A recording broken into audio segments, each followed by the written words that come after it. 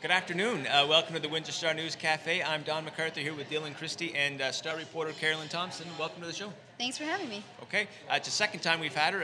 As you've heard, we've had some technical difficulties this morning. It was bound to happen. We're fighting through it. But Carolyn, you did an amazing job. You did a fact check about the Windsor debate, the Windsor Mayor's debate we had here the other day in the News Cafe, and some interesting reading. Yeah, so essentially what I did was I didn't look at whether or not people agree or disagree with what they're saying. All I did was look at whether the numbers that they're using are accurate. Okay, and the first one, Premier Aviation. That was a neat one. It's too bad. We made such sport of them this morning for not phoning you back. You phoned everybody there. They didn't phone you back. We had a lot of fun. We're even bugging Eddie about it this morning. You know, $18 million from the city is worth a phone call. But they have phoned you back, and you're working on another story for tomorrow. Yeah, so just to sort of clarify, so we had started calling them, trying to learn a little bit more about 2 days ago, just after the debate happened. And I called, I think, 2 vice presidents, including human resources. I spoke with somebody who works for the president of the company. I emailed the president of the company. We hadn't heard anything. And it was a little bit of a joke because Mr. Dilkins in his statement had said that you could just call him and find out the information, and we hadn't. But yeah, this morning they did call me back, and they did confirm how many people they're looking for. So we're going to sort of do a little bit more research before we give that information, just because we want to make sure that what we're telling you is completely accurate. So I'll be working on a story that should be coming out fairly soon. And the issue there, of course, is whether or not they have jobs there. Milson says no, Dilkins says yes. Read all about it in tomorrow's Star. Or in a few days. Or in a few days. In a because few days. We're taking a deep dive on this because it really is becoming a significant campaign issue about whether local people are getting these jobs at Premier. And boom. So a couple other things you fact-checked. Unemployment under Milson. Yeah, so there were a couple of accusations about unemployment when Milson was mayor. The first one came from Larry Horwitz. So he said that when Mr. Milson was mayor, unemployment went up 50% in those 3 years. And that actually is correct. He's not wrong with his numbers. So what I found was a report in 1996 that was compiled by Statistics Canada showed that during the time that Milson was mayor, unemployment went up from 7.7 to 12.5 from 1988 to 1991. So that's actually 62% increase. But the thing that I think is important to mention here is that percent increase is kind of a funny number. You have to really know what it means in order to understand it. So from 1 to 2 and from 5 to 10, that both of those are a 100% increase. So essentially it's saying that the percent of the original number that's added on to make that second number. So during the same time, the percent increase for unemployment in the province actually was 92%, which is a lot higher than it was for Milson, but those numbers were lower. So you can take what you want from it, but I think it's just really important to understand that the 50% increase isn't necessarily indicative of the situation.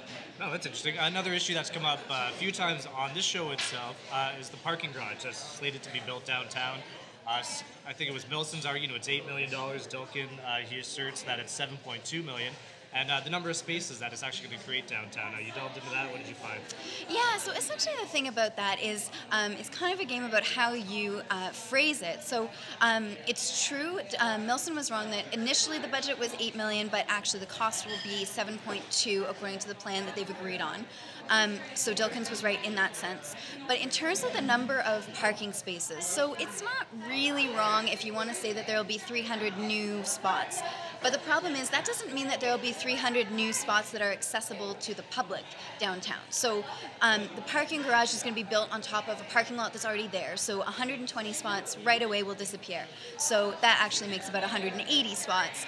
And then when the new City Hall is built, it's going to be built on top of a couple of public parking lots, and those spots have to be shifted so that there's room for those people to park somewhere else. So really, in the long run, there's about 100 new parking spots for city staff and 13 at this point for public. So when they tout this parking garage, for all these students that are coming downtown, a spot for them, really, there's not much available, 13 spots. They would have to make some sort of agreement with the university saying that those 102 spots that right now are slated for city staff would actually be for university students. Or there's also an optional plan that's somewhere between $15 million to $19 million to add on levels to that new parking garage. And if they did that, then they would be able to make some sort of agreement and let people park there for the public. Interesting. Okay. Another neat one I thought is because Dilkins, and he's got one finger pointing at Milson, but three are pointing back at him. He said, "Hey, we lost 7,200 jobs during your time as mayor, but that kind of came back and bit him there." Yeah, well, the thing about that, so again, the number that he said isn't wrong. He was a little bit wrong in his quote because he said that Milson was quoted in the paper saying that, and from what I could find in our archives, he was never quoted saying that number. He responded to it, but that's kind of a technical thing.